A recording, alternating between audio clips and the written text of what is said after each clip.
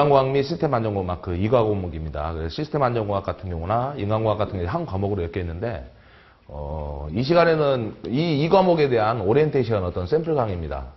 우리가 이 과목을 공부하는 데 있어서 어떻게 접근하고 어떤 방향으로 할 것이냐의 어떤 그 구성 내용을 좀 담아야 되는데 실질적으로 인간공학 같은 경우는 사람과 기계의 조화 또는 사람의 어떤 한계를 알고 더 높은 능률을 파악하고 더 능률적으로 일을 하기 위해서 환경을 개선하고 작업 조건을 개선하고 시설이라든지 설비들을 개선하는 그런 쪽의 어떤 인간공학인데 그 내용들을 공부하는 방법은 외우는 것들이 의외로 많아요. 그렇지만은 상식적으로 접근해야 되는 것도 많고 문제는 이 시스템 쪽입니다. 시스템이 같은 이 과목을 묶여 있다 보니까 우리가 화공 쪽이라든지 어떤 화학설비라든지 그런 위험성 평가에 같이 많이 접목이 되는데 위험성 평가는 두 종류가 있다고 했었어요. 우리가 공부할 때는 즉 작업에 대한 위험성 평가 일반적인 작업이죠. 그리고 좀 더 시스템적으로 접근하는 공정 위험성 평가. 근데 여기 이 과목에서는 오히려 시스템에 접근되는 시스템 안전공학이 좀 나오고 그 부분을 약간 좀 설명을 드리고자 합니다. 그래서 이런 시스템 안전공학 같은 경우는 자격증 취득뿐만이 아니라 현업에서도 정말 많이 사용되는 것들이 있고 이게 자격증만 취득하고 끝나는 게 아니라 취업으로 연결되기 위해서 본인이 면접 준비를 한다거나 아니면 약간의 지식을 좀 같이 수반해야 된다면 분명히 알아야 된다. 그래서 제가 하는 강의 같은 경우는 그냥 자격증 취득만이 아니라 자격 취득은 기본이고 취업 준비와 면접 준비 그리고 취업까지 연결되어서 실 업무까지 연결될 수 있는 그 강의를 토대로 하고 있기 때문에 좀 높은 퀄리티가 될 수도 있습니다. 그래서 간단히 이 설명을 좀 드리겠습니다.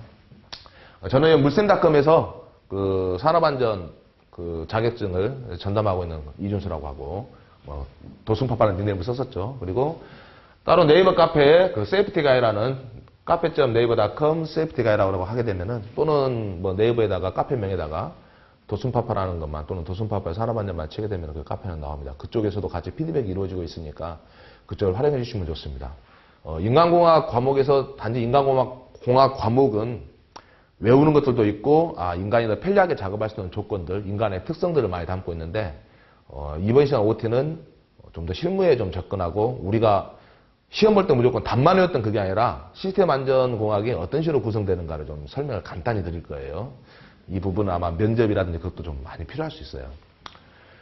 PHA를 먼저 설명할게요. 제가 시간을 단축하려고 이렇게 적어놨는데 PHA, FHA, FMEA, THERP, TOEFL하고 많이 합니다. ETA, FTA, 해잡 또는 하잡 그렇게도 많이 발음을 합니다. 그런데 이것을 알기 이전에 이것만 있는 게 더 많이 있어요. MORT 모트도 있고 화디프도 있고 여러 가지 기법들이 있는데 가장 먼저 설명하려면은 체크리스트 기법도 먼저 설명을 해야 됩니다. 왜냐하면은 체크리스트 같은 경우는 우리가 제일 많이 접할 수 있는 그런 양식이기 때문에 그래서 위험성 평가의 어떤 시스템 안전공학에서는 대부분 위험성 평가를 시스템적으로 하는 것들을 이야기하는데 위험성 평가가 뭐냐, 시스템 안전공학이 뭐냐 그것을 이런 개념으로 잡아야 됩니다. 우리가 어떤 일을 하거나 또는 어떤 설비를 구축하거나 어떤 공정을 새롭게 만들거나 또는 그 공정이 새롭게 이어지거나 계속 한다 하더라도 거기에 사고는 날 수가 있고 항상 위험이 도사리고 있죠. 그 위험을 미리서 선별하고 파악을 해보는 겁니다.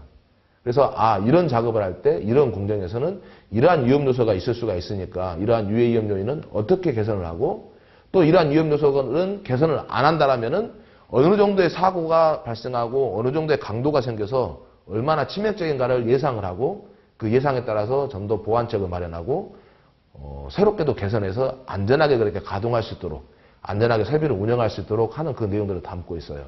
그래서 이것들 같은 경우는 결론은 똑같아요.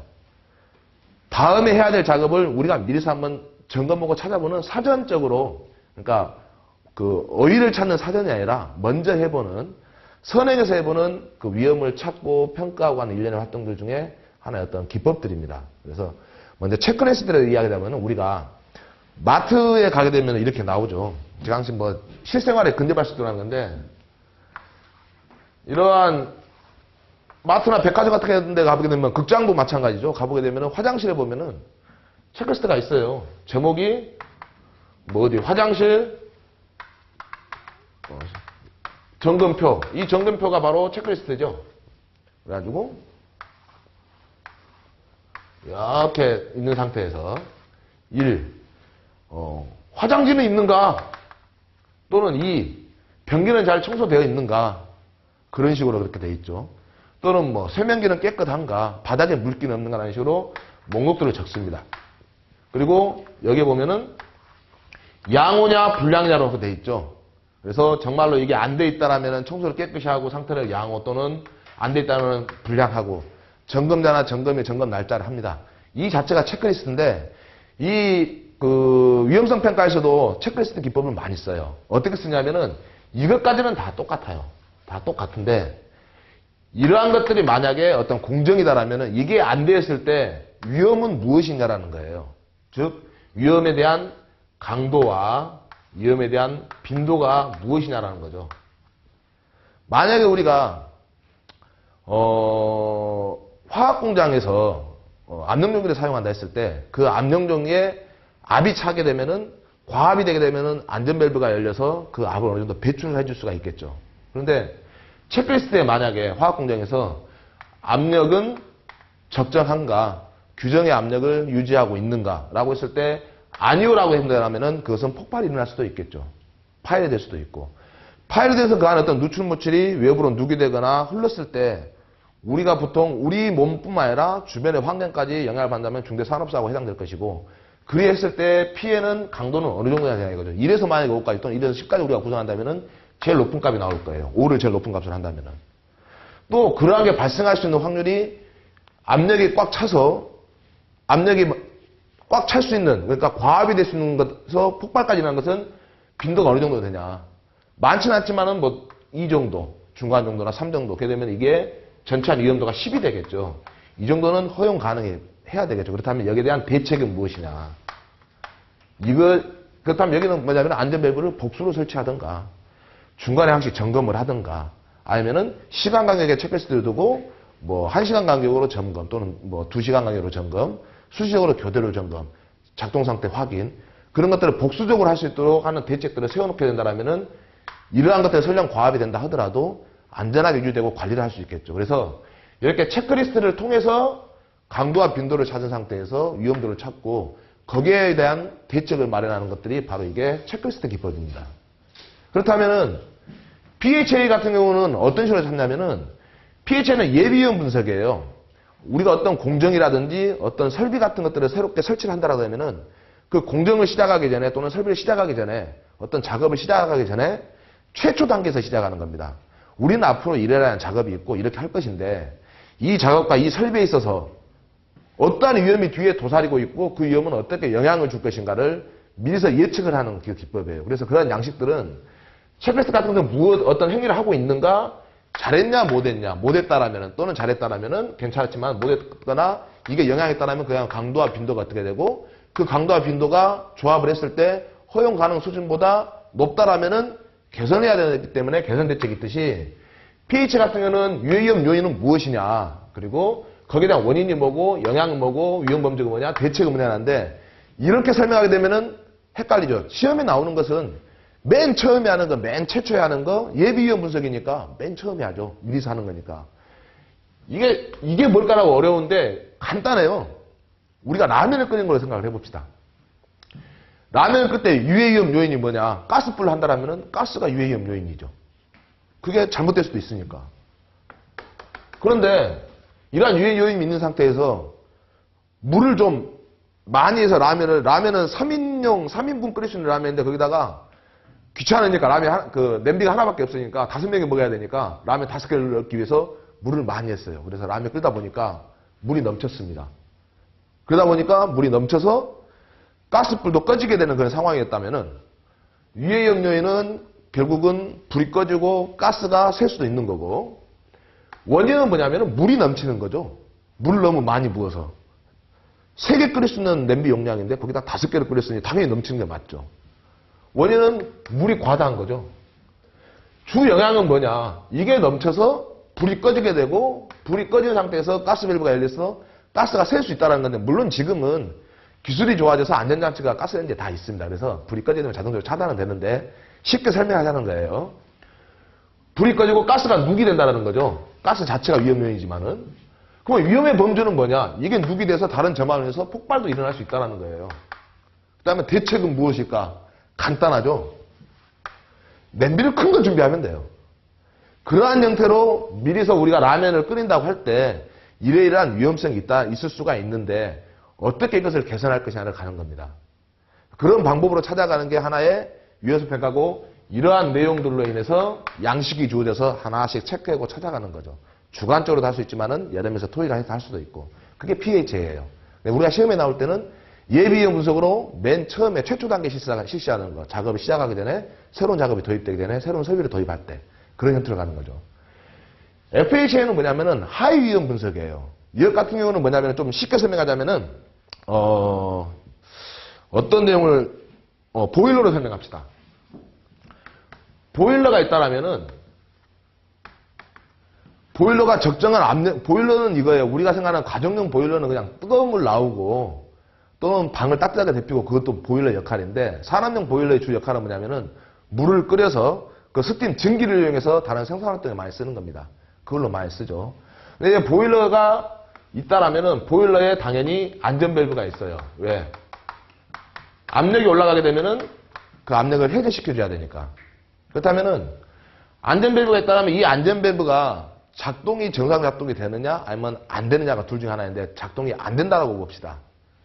어떻게 안 되느냐? 항시 오픈되어 있어요. 개방되어 있는 상태로 열려 있어요. 그렇게 되면은 또는 항시 닫혀 있는 상태로 되어 있다고 봅시다. 이러한 통이 보일러가 있고 여기에 안전 밸브가 있는데 여기가 압력이 높다라면은 이게 저절로 열려서 규정 이상 압력이다라면 열려서 압력을 빼서 해소시켜야 되는데 이게 항시 개방되어 있다라면은 이것은 아무리 보일러에 열을 가하고 어떻게 해도 압이 차지를 않죠. 압 자체가 아예 없어요. 항시 닫혀 있고 열리질 않아요. 그렇다면 어떻게 될까요? 과압이 되겠죠, 이것은. 이것은 압이 부족하게 되는 거고. 그렇다면 이 과압인 상태에서 즉 하이 시스템은 무슨 말이냐면은 보일러에 밸브가 고장 난다라면은 이 밸브가 고장 난 그 뒤에 후속, 뒤에 공제라든지 뒤에 작업에 어떤 영향을 미치냐는 거죠. 안전 밸브가 개방으로 고장 난다라면은 압이 안 찰 것이고 쉽게 말해서 작동이 안 되는 거겠죠. 압이 너무 많이 찬다. 왜? 닫혀가지고 열리질 않으니까. 그렇다면은 과압이 된다는 거죠. 즉 보일러 고장으로 인한 하이 시스템은 고장으로 인해서 과압이라든지 압이 안 찰 수도 있다는 겁니다. 즉 하이 시스템을 연상을 하는 거예요. 근데 하이 시스템이 1차 하이 시스템은 이거지만은 2차 하이 시스템을 봐야죠. 그 다음은 또 그 다음에 하이 시스템, 그 다음에 어떤 일이 벌어질 것인가. 과압이 됐다. 결국은 보일러 작동이 원활하게 안 되니까 사람이 가서 점검을 할 수도 있겠죠. 불필요하게 사람이 움직이는 활동들이 많아지죠. 그리고 사람이 근접해서 작업을 할 수밖에 없습니다. 이유가 뭔가 찾아보고 그러겠죠. 그런데 만약에 사람이 가까이 근접한 상태에서 과압을 인해서 폭발이 일어났다. 또 하이 시스템은 폭발로 일어날 수가 있어요. 그죠? 계속 연산돼서 그 다음에 영향은 뭐가 될까요? 중대한 사고가 날 수도 있는 거죠. 그래서 FHA는 뭐냐면 시험에 나온다면 하위 시스템이라는 이야기가 나오면 다 FHA죠. 왜? 다음에 뒤에 어떠한 영향으로 인해서 일어날 수 있는 것들을 하나씩 찾아가는 우리가 어떤 제품을 만든다면 이 제품 하나만 만들 수 있지만 여러 가지 제품들을 조합해서 만들 수도 있단 말이에요. 이 제품을 만들 때 그러니까 이러한 공정이 있을 때 다음 공정에 어떻게 영향을 주는가 또는 그 다음 공정에 어떻게 영향을 주는가 그러한 차후에 생기는 그 시스템에 영향을 분석해 주는 게 FH예요. 이것은 이제 좀 더 본 강의할 때 구체적으로 할 수 있는데 개념만 잡아도 기사라든지 산업기사 같은 경우에는 시험 보는 데는 큰 지장은 없습니다. 이걸 알고 접근해야 되는데 무조건 스페링만 외우다 보니까 이게 뭔지 저게 뭔지 모르죠. FMEA도 참 많이 나오는데 이것은 고장 형태 영향 분석이에요. 이게 무슨 말이냐면은 제가 자전거로 많이 설명하는데 우리가 자전거를 만드는 회사라고 봅시다. 그렇다면은 자전거가 이렇게 돼 있나? 여기 안장이 있고 여기에 핸들이 있어요. 이 자전거를 만들 때 제대로 잘 굴러가야 되는데 갑자기 여기 앞바퀴를 잡고 있는 이게 우리가 자전거를 몰고 있는데 앞바퀴가 갑자기 빠져버린다. 라는 가정을 두게 된다라면 즉 앞바퀴가 빠졌다라는 것은 뭐냐면 고장이죠. 이 고장이 발생한 즉 바퀴가 제 기능을 못하고 빠져버린다면 그 뒤에 어떤 영향이 발생할 것인가. 사람이 코가 깨지는가 머리가 깨지는가 앞으로 넘어지는가 난리가 나겠죠. 이건 난리가 날 겁니다. 그렇다면은 사고죠 결국은. 즉 고장 형태를 먼저 분석을 하는 거예요. 앞바퀴가 빠질 수도 있고 안장에 빠질 수도 있고 핸들이 빠질 수도 있고 제대로 부속이 결합이 안 돼서 느슨해서 풀려서 그래서 제품에 대한 어떤 고장을 연상을 해서 그 고장이 일어난다면은 어떤 사고로 이어질 것인가 그 사고가 허용 가능이 안 된다라면은 이것은 개선을 해야 될 거 아니냐. 그리고 허용 가능이 되느냐 안 되느냐는 다른 것과 마찬가지로 강도와 빈도를 조합한 위험도를 리스크를 가지고 허용 수준 이상이다라면은 개선을 하는 거죠. 어떤 개선? 바퀴가 잘 빠지지 않도록 볼트 체결에 워시를 달든가 아예 용접을 하든가 견고하게 체결할 수 있도록 그 이상의 강도가 나올 수 있도록 하는 부품으로 교체를 하든가 해야 되겠죠. 즉 고장 형태 영향 분석은 우리가 잘못 이해하면은 고장이 나서 사람이 다치게 되면 그 사람이 다칠 수 있는 확률과 강도 빈도를 구하는 게 아니에요. 아예 어떤 제품을 만들 때 그 제품을 이용하는 사람이 고장으로 인해서 사고가 난다라면은 다친다라면은 그걸 허용할 수 없기 때문에 아예 고장 자체를 처음부터 막기 위한 최초 단계에 시작하는 거예요. FMEA는. 어떤 제품을 만들기 위해서 어떤 공정을 새롭게 짜기 위해서 하는 거지 뭐가 잘못돼서 내가 뭐 다친다, 누가 다칠 수 있으니까 그것을 평가해서 강도가 뭐 어쩌고니까 뒤에 고쳐야 된다가 아니고 아예 최초 단계부터 설계 단계에서부터 주로 접목되는 게 FMEA인 거죠. 그래서 이 형태를 구분하게 되면 되는데 대부분 FMEA 같은 경우는 검식도, 심각도, 발생도를 조합을 해가지고 그에 대한 영향을 많이 평가를 합니다. 그리고 지금 여기 터프 같은 경우는 인간 과오율인데 이것은 정량적으로 하는 거예요. 간단하게 예를 들자면은 이런 형태입니다. 보통 사람들이 뭐 터프하다 그러니까 아주 외기는 쉽죠. 인간에 대한 거라고. 우리가 또 라면을 끓인다고 생각해 봅시다. 라면을 끓였는데 물이 넘쳐버렸어요. 그래서 제대로 된 안전장치가 없어가지고 가스불이 꺼졌다. 그렇다면은 이쪽은 가스불이 꺼졌다라면은 뒤에 사람이 발견할 확률 어느 정도나 될까요? 뭐 10번 중에 9번은 발견할 수 있다. 9번. 단 이게 시간이 오래 걸리면 안 되니까 좀 짧은 시간 안에 그렇다면 9번이라면 결국은 90%죠. 0.9가 되는 거죠. 확률을 이렇게 수치화시키는 겁니다. 정량적은. 그리고 여기에서 만약에 또 물이 넘쳐서 이게 발견이고 발견됐다면 다시 이것을 재가동하기 위해서 어떻게 해야 될까요? 그냥 가스를 틀 수도 있죠. 불이 꺼졌네? 다시 켜겠죠. 다시 켜서 작동이 될 수도 있어요. 제대로. 그러면 작동될 확률이 뭐 여기서 10번 중 6번 된다 그러면 0.6이 되겠죠. 그렇다면 물이 넘쳐서 그것을 발견했던 확률은 0.9고 사람이 그걸 발견해서 물을 다시 끓여야 되겠네? 불을 킬 확률이 0.6이 됐다면 이 두 개를 곱하죠. 그러면 0.54가 되는 거죠. 그 사람이. 그러니까 불이 꺼져서 할 것은. 근데 이것만 있냐? 그게 아니단 말이에요. 만약에 이물질이 가스레인지 그 안에 그 점화국전이나 그쪽에 들어가서 막혀 있다라면 청소도 필요할 거란 말이에요. 그냥 키면 안 되고. 그렇다면은 반대로 이쪽으로 왔지만 여기서는 청소가 필요한다. 그럼 청소할 확률은 어느 정도 되는가? 불이 잘 켜지기 위해서. 한 뭐 0.7 정도는 청소를 한다. 아니? 0.6이니까 그냥 켜서 얘가 0.4가 되겠죠. 0.4. 청소해서 불을 킨다. 그러면 불이 켜질 확률이 어떻게 되는가? 잘 켜져요. 한 0.9. 그러면은 0.9, 0.4, 0.9 해가지고 청소까지 포함한 것에 몇인가 하면은 99, 80에 0.81 곱하기 0.4가 되는 거죠. 그러면은 0.8에 0.4니까 4, 8은 30, 0.3 정도의 확률이 되겠네요. 그렇겠죠? 또 여기에서 이렇게 청소를 하지만은 이게 아무리 청소 안 하고 그냥 할 수도 있어요. 또는 그냥 하는 거 여기지만은 만약에 불이 꺼졌는데 제대로 발견 못해서 이게 계속 가스가 펄펄 새고 있어요. 그래서 계속 새가지고 우리가 모르고 지나칠 수 있는 확률도 있겠죠. 또는 발견해서 신고를 할 수도 있고 이 자체가 없어가지고 바로 올 수도 있고 이게 확률이 만약에 0.5 정도 된다면 이것은 또 사고로 이어지겠죠. 즉 사람들이 판단을 해서 인간의 어떤 과오가 점검하고 확인하고 제대로 조치가 됐는가 안 됐느냐 대책들을 이렇게 수치적으로 파악을 하는 겁니다. 그 과정들을. 그래서 인간의 어떤 행동 오류라든지 인간의 판단 오류들을 수치화를 시켜서 이런 확률적으로 그래서 정량적이 되는 거예요. 이런 것을 해서 이런 수치로 나가는 기법들이 바로 터프예요. 이것도 본문에서 좀 더 설명을 할 것이고요. ETA는 뭐냐면은 ETA는 일단 귀납적입니다. 무슨 말이냐면은 어떤 사건이 일어났다라면은 이 사건을 무조건 두 갈래로 나눠요. 예를 들어서 우리가 보일러를 봅시다. 보일러가 너무 과열이 됐다고 봤을 때 하나는 성공, 하나는 실패.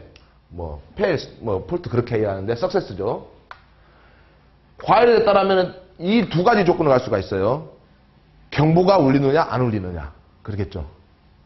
경보장치로 봤을 때, 아니, 우리가 라면을 끓인다고 합시다. 똑같이. 라면을 끓일 때, 물이 넘쳐서 불이 꺼졌는데 가스가 안전장치가 없어서 샌다고 봤을 때, 먼저 경보장치가 울릴 수 있겠죠. 가스가 많이 새게 되면은. 경보장치가 울려요. 또는, 사람이 판단한다고 합시다. 경보장치는 어느 정도 가스가 더 많이 되니까, 불이 꺼지자마자 이 상태에서 봤더니,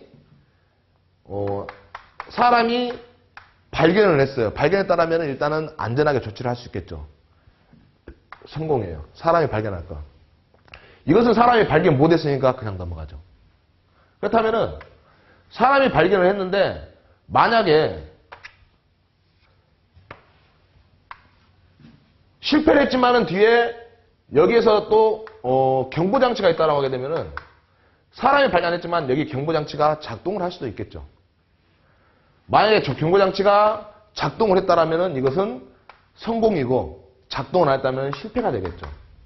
그렇다면은 이 두 개, 자, 물이 넘쳐가지고 불이 꺼졌는데 그것을 발견할 확률이 사람이 발견할 확률이 0.9다라면은 이것은 몇이 되냐면은 100%인 1에서 0.5를 빼니까 0.1이 되는 거예요, 이것은. 그런데 이게 0.1의 확률을 안 했지만은 뒤에 경보장치가 작동을 해서 성공이 됐고 경보장치가 작동 안 돼서 고장이 나서 실패가 됐다라면은 이 확률은 작동할 확률이 이게 몇이냐라면은 만약에 이 작동하지 않은 확률이 0.08이다라면은 여기는 몇이 돼야 되냐면 우리가 0.1에서 이걸 빼는 게 아니라 이 자체가 100%인 거죠. 이 자체가 100%에서 0.1 자체가 100%니까 무조건 여기에 0.08이라면 이것은 0.92가 되는 겁니다. 그래서 하나의 이 조합들은 성공과 실패 같은 경우는 무조건 2 조합이에요. 남들은 여기서 뺄 수가 있는데 근데 이게 사람이 발견해서 다행히 조치가 됐는데 또 이것은 경보 같은 경우는 경보가 울렸고 또는 안 울렸고 만약에 안 울렸는데 뒤에 경보는 안 울렸지만은 또 하나의 성공 사례가 있고 실패 사례가 있어요. 이게 뭐냐면은 결국은 경보는 안 울렸지만은 안전장치가 작동이 돼서 밸브를 차단시켰다라는 거. 이것은 안전장치 자체가 이것도 고장나서 안 됐다라는 거. 그렇다면 이거 확률은 몇이냐? 작동된 것은 뭐 70%라면 이게 0.7. 당연히 0.3이 되는 거죠. 그래서 라면이 물이 넘쳐가지고 사람이 발견 못하고 경보장치도 작동이 안 되고 그리고 안전장치도 작동이 안 된 이 루트를 그대로 따라오게 되면은 0.3, 0.8, 0.1을 다 곱해주는 값이 바로 여기 과열로 인해서 물이 넘치고 결국은 안전장치까지 작동되지 않을 확률이 나오는 겁니다. 이렇게. 이러한 확률들이 여러 개를 다 합하게 되면 결국은 최종 값은 1이 돼요.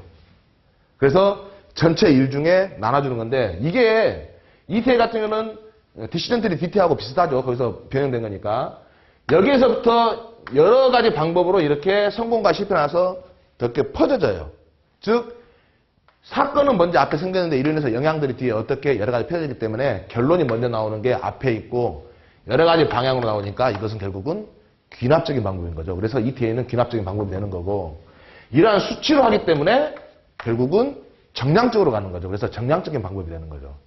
그래서 우리가 공부할 때 ETA는 귀납적이고 정량적인데 그건 외우면 알겠는데 뭐가 귀납적이고 뭐가 정량적인지를 알아야 되죠. FTA 같은 경우는 계량수 분석법인데 계량수 트리로 이야기하죠. 주로 AND 게이트와 OR 게이트로 이용을 합니다. AND 게이트는 곱하기, OR 게이트는 교집합이 있다라면은 이 전체, 이 면적의 합을 가지고 적용을 시켜줘요. AND는 뭐냐면은 두 개 다 조합이 되어야만 하는 거죠. 그리고니까 이것도 하고 이것도 해야 되니까 AND가 되는 거고 OR 게이트 같은 경우는 논리기를 이렇게 쓰는데 이거를 해도 되고 이걸 해도 되고 복수의 개념이에요. 이것들 같은 경우는 본문 설명할 때 좀 할 것이고 이 해잡 같은 경우는 뭐냐면은 보통 우리가 뭐 기름집이라고 이야기를 많이 하죠. 화학공장이라든지 정유공장 그런 쪽의 업무를 보시고 싶은 사람은 해잡 같은 경우는 기본적으로 반드시 알아야 됩니다. 해잡은 어원이 그거예요. 해저드 플러스 어프레빌리티, 쉽게 말해서 유해 위험 요인에 대한 운전에 대한 분석이에요. 그 조합이죠. 근데 여기에 어떤 기관이 만든 게 아니라 영국에 있는 ICI라는 회사에서 처음에 개발했었습니다. 일반 사기업이에요. 근데 ICI가 어디 가게 되면은 모르죠. 프로포폴 만든 회사예요. 과거에 그 우유주사, 그리고 우리가 보통 대장 내시경이라든지 아니면 위 내시경 같은 거 할 때 수면 그 마취를 하죠. 거기에 쓰는 그 프로포폴이 거기입니다. 뭐 에피소드지만은 마이클 잭슨 같은 경우도 이 우유주사 프로포폴에 과다 투여를 해서 뭐 사망까지 일어났다는 그런 이야기도 많았었죠. 조사 결과. 그 프로포폴 만든 회사인데 이 해잡 같은 경우는 이것들과는 약간 틀려요. 보통 공정안전보고서 그러니까 PSM에서 이러한 여러 종류의 위험성 평가를 통해서 공정안전보고서를 작성할 때 해도 되는데 거의 대부분 해잡을 합니다. 그 이유는 뭐냐면은 어떤 공정 시작 전에 또는 시작 중, 시작 후에 공정마다 특성이 있는데 모든 공정마다 공통적으로 위험성 평가를 다 할 수 있는 게 해잡이에요. 그래서 여러 종류를 안 하고 해잡 하나로 통일해서 해버리면 편하죠. 해잡은 뭐냐면은 이탈과 변수와 고정값을 합니다. 값이 아니라 고정 변수라고 하는데 우리가 보통 사고가 났다라고 하면은 사고라고 하는데 해잡에서는 이탈이라는 말을 써요. 운전에서 벗어났다라는 거죠. 정상적인 운전 범위 내에서. 그리고 변수는 뭐냐면은 공정에서 주어질 수 있는 여러 가지 조건들이 있습니다. 물질 또는 용량 그리고 속도 아니면 온도, 압력 그런 것들을 변수로 봐요. 이 고정으로 해주는 고정 변수는 뭐냐면은 우리가 이야기하는 쉽게 말해서 가이드워드입니다. 즉 이렇게 설명하면 되죠. 가이드워드는 7개로 보통 많이 쓰는데 6개를 많이 써요. 저는 예전에 할 때 이것도 시험에 나와요. 오리엔테이션만 간단히 이야기하면은 프로맨이라고 많이 외웠어요. 파트 오브 어떤 일부분에 대한 것들이죠. 이것은 리버스, 역으로 반대로. 그러니까 이쪽에서 이쪽으로 흘려야 되는데 반대로 이쪽에서 이쪽으로 그냥 역으로 흘리는 거죠. other than. 여기에 휘발유가 들어가야 되는데 갑자기 물이 들어갔다. 또는 물이 들어가야 되는데 휘발유가 들어갔다. 어떤 다른 걸로 대체가 되어버린 거죠. 뭐 성질이 점점 증가되는 게 SLS. 그리고 no, 아예 없는 거 not. 그런 식으로 해서 가이드워드를 했는데 이게 무슨 말이냐면 한 가지 예를 들어서 SLS를 이야기해 볼게요. 점점 늘어나는 거죠. 어찌 보면은. 만약에 어떤 이런 중류탑이 있고 여기에 뭐 어떤 그 반응기가 있다고 합시다. 여기에는 어느 정도 압력이 존재해야 돼요. 일정한 압력이 정해져야 되는데 여기 공정에 여기에 대해서 우리가 P&ID 도면을 보고 보는 거죠. 아, 여기 공정에는 압력이 일정해야 된다. 그래서 이 변수를 압력으로 보는 겁니다. 왜 변수냐면은 여기는 압력을 적용할 수도 있고 온도를 적용할 수도 있고 다른 걸 적용해서 계속 바뀔 수가 있으니까. 압력을 적용해서 압력이 만약에 없다라면 어떻게 될까? 압력계 점검하고 이렇게 조치를 해야지 압력이 어디가 부족한 거 어디가 있을까 아닌가라고 그것을 점검하는 그걸로 대책이 세워지는 거죠. 만약에 SLS로 압력이 점점 증가한다고 생각해 봅시다. 그렇다면은 이건 언젠가 터지겠죠. 그렇다면 여기에 대한 대책은 뭐가 되냐면은 안전밸브 확인, 점검, 어디 막혔는가 안 막혔는가 계속 하는 거죠. 그런 식으로 압력을 적용하든 온도를 적용하든 어떤 물질을 적용하든 속도를 적용하든 간에 이것들은 적용되는 것은 틀리지만은 가이드워드는 항시 그대로 있어서 적용되는 가이드워드를 적용하고 이러한 것들이 이러한 가이드워드에 파트 오브냐 리버스는 여기로 되느냐 아니면 성질상의 증가냐 있냐 없냐라는 것을 적용했을 때 나오는 문제점들이 무엇냐를 보는 겁니다. 그 설비 쪽이나 안전운전을 하기 위해서 그 상태에서 뭔가 안 된다라면은 개선을 하고 대책을 세우고 하는 거죠. 그게 해잡기법인데 이것 같은 경우는 좀 시간이 많이 걸리는 내용이에요. 그래서 이 과목 같은 경우는 인간공학과 그리고 그 시스템 안전공학에 같이 접목되어 있는 그 내용입니다. 그래서 이 내용들을 주로 공부를 하는데 인간공학 쪽은 어느 정도 뭐 암기도 필요하고 이해만 해도 되는데 위험성 평가를 통한 아니면 시스템 안전공학 같은 경우는 이게 암기만 해서는 답이 안 나와요. 내가 운 좋게 공부하는 것이 시험에 나올 수는 있지만은 개념을 잡고 하게 되면은 자격증 취득뿐만이 아니라 말 그대로 취업까지 면접에 보서도 나는 이거 아는데 공정안전보고서 난 작성은 안 해봤지만 내가 작성 자격은 안 되지만 어떻게 진행하고 어떻게 하는 데 접근이 가능한데 PSM 설명도 얼마든지 가능한데라고 자신 있게 할 수가 있겠죠. 그래서 이 과목을 공부하신 데서는 인간공학은 개념 정립 차원으로 시스템 이용 분석 같은 약간 기술적인 내용을 많이 담고 있는데 그 내용을 포함해서 그렇게 강의를 진행해서 좋은 결과가 나올 수 있도록 자격증 취득뿐만 아니라 취업까지 연결되고 실 업무까지 연결되는 그런 강의를 계속 하도록 하겠습니다. 복잡하지?